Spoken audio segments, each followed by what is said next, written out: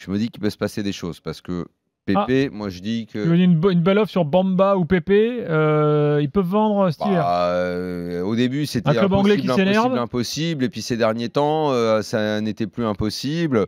S'il y a une offre, Pépé, j'ai l'impression qu'il a déjà fait le taf sur la première partie de saison. De toute façon, s'il y a l'offre au-dessus de 30 millions, bon... Non, mais attends, moi je te rejoins. C'est vrai que c'était impossible il y a le un mois ou deux. Plus exactement le même. On a reçu Luis Campos ici, qui nous a tenu. Il a dit après les offres, s'il y a une bonne offre. Ah oui. Bah oui, c'est sûr que s'il y a une bonne offre. Ils sont là pour le business, on le sait. Donc après, si Pépé s'en va, ça peut être la même histoire sur la deuxième partie de saison. Hein. C'est pas la même. Ça, tu auras Loïc Rémy. Ou même il connaît aussi, il peut faire. S'il y en a deux qui peuvent, à mon avis, faire l'objet d'offres sérieuses, c'est Pépé 1, il connaît 2. Et Bamba en 3. Moins. Bamba, je pense qu'il faut attendre. Il fait un excellent début de saison, mais il faut attendre par rapport aux deux autres qui sont quand même. La preuve, hein, regarde. Pour Bamba, moi, les deux autres sont Bamba, il est sur le banc aujourd'hui, alors il le fait souffler certainement, mais il laisse ces deux, Iconé et Pépé, il les laisse d'entrée pour dynamiser son équipe. Donc c'est deux joueurs leaders. Et c'est vrai que si tu touches à un de ces joueurs-là, voire les deux. Je ne les vois pas perdre les deux quand même, mais si tu as 50% de moins dans ces apports-là, c'est pas le même loss qu'on verra, mais en tout cas, on ne le souhaite pas.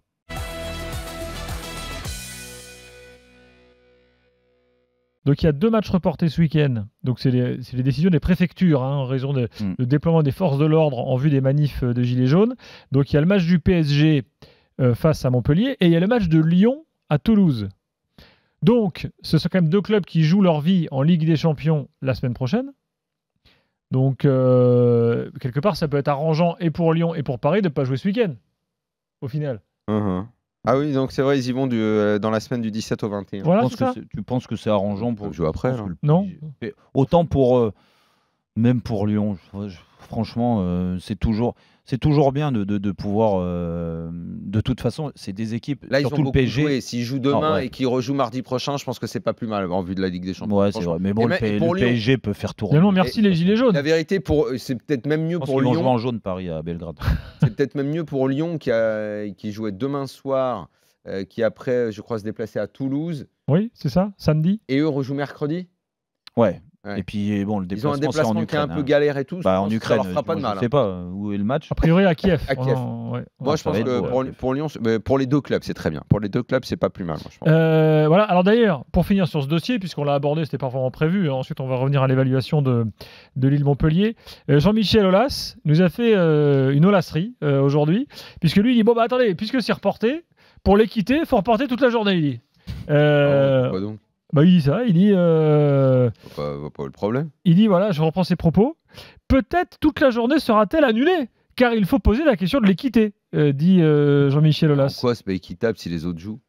Non, mais en plus, là, des fois, tu as les matchs reportés en dernière minute à cause, je sais pas, de la pluie, je sais pas, pour un problème d'éclairage, j'en sais rien. Lyon, ils vont le placer, pareil, dans la semaine après le premier tour de Coupe de France. Voilà. Ou peut-être le même soir que le mais surtout, si on était la dernière journée du championnat ou l'avant-dernière, tu pourrais te poser la question. Mais enfin là, t'es même pas à la fin des matchs. Ah non, si t'es à la fin, effectivement, la question se pose. Mais là, à ce moment-là de la saison, il n'y a pas... Et puis surtout des matchs reportés. Alors là, c'est à cause des Gilets jaunes, ça arrive jamais. Mais d'habitude, ça peut arriver à cause des grêlons. Exactement. À Lyon, quand même, ils ont un match reporté à cause des Gilets jaunes. En Ukraine, il y a la loi martiale. Mais là, par contre, ils vont jouer. Tu vois? Ils vont pas jouer à Kharkiv, quoi.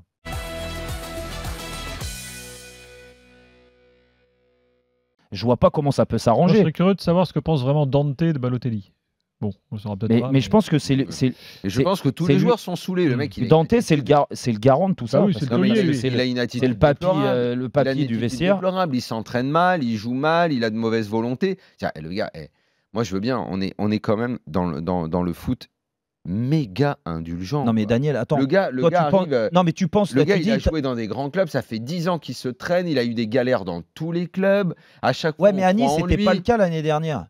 T'es d'accord? Non mais non mais c'est pas le cas, mais il pense qu'à se barrer. L'an dernier 27 buts toute compétition. Non mais finalement il se barre pas. Non, depuis 2 ans, à Nice, il fait des bonnes choses. C'est là cette année là. C'est là où il est parti en vrille. En effet, là je rejoins Daniel, c'est que là il a été rattrapé par ses vieux démons, c'est qu'il voulait absolument se barrer. Il s'est pas barré parce qu'à l'arrivée il a pas trouvé preneur avec ce qu'il demandait, qui était affolant lui et son agent.